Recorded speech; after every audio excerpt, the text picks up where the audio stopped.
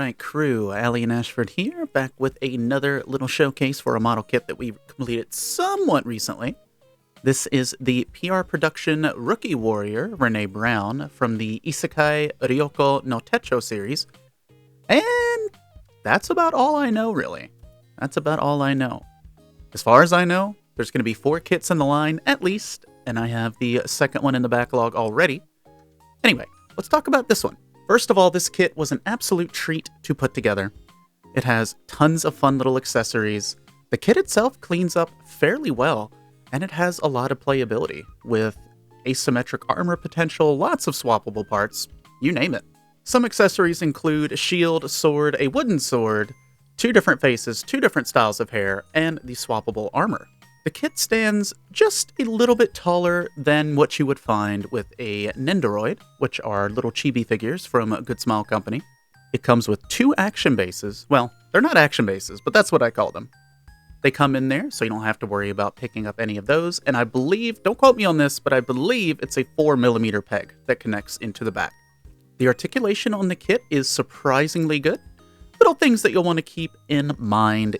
The pegs are all tiny, so remember, it is a model kit. Treat it gently, especially when you are moving the thigh around the hip joint, as that can separate time from time. One big pain point about the kit, however, is the neck joint. The neck joint is a ball joint that is molded onto the base of the neck, with a narrow channel holding the ball joint to the body. The issue I ran into with mine is upon placing the head on the ball joint and waiting a few days, the ABS plastic either expanded or slightly bonded to the inside of the joint in the head. So when I went to record the video and I turned the head slightly to the left, the ball joint sheared off the neck. My recommendations to potentially avoid this: when you're working on this kit, I highly suggest filing down the ball joint to a point where it fits into the head with a little bit of loosey-goosey going on. I believe that will prevent any breakages like I ran into with mine. In the case of mine, as you might see in the photo here, you can see the remainder of the plastic that did shear off from the neck. I know it's not the best photo. And in the next photo here, this is what I did to fix it. The vertical line, I installed a 1mm bronze rod. In hindsight, I would recommend a 0.8mm. This allowed me to not only drill and install the brass rod into the torso, the rod itself went through one of the body connection pegs without breaking it, so the upper torso still remained connected, which, if you do go through it, you can always glue it or cement it together. Following the installation of the brass rod, instead of using the original ball joint, it was difficult to hold, difficult to work with, so I did away with it. I took a gray polycap neck joint from a high-grade Gunpla kit.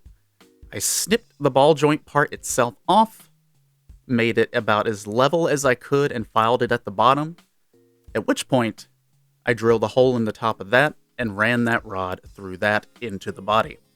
And then I applied a little bit of super glue at the base between the polycap and the neck to keep it steady. Once that was all said and done and let to cure, I was able to put the head back on, and she was as good as new, if not a little bit better, because her range of movement on the head was able to be a little bit more free, a little bit more flexible. And the good news is, you can't even really see the fact that there is a gray polycap up in the neck joint, because, well, the head and the neck set kind of flush on one another. However, that's my experience. That's the one major negative I have with this kit. Again, if it does break for you, brass rods can fix it up, or if you file the ball joint down pretty significantly, you might be able to avoid the issue entirely. The second kit in the line, the Witch, she has a completely different neck assembly, which I guess they very quickly learned the issue with the first kit. Hers is a T-shaped bracket that goes into the entire upper body with a much more stable ball joint on it, so I don't think you'll be running into any particular issues with that. Even so, though, with that particular complication out of the way, it is still a kit that I would recommend. It's fairly cheap, very fun to put together. Once again, easy to clean up, and it's cute. It's really cute, and that's the main reason I got it. I am excited to see the other releases in this line. We're going to be building up the Witch very soon. Overall, though, big thumbs up on this kit.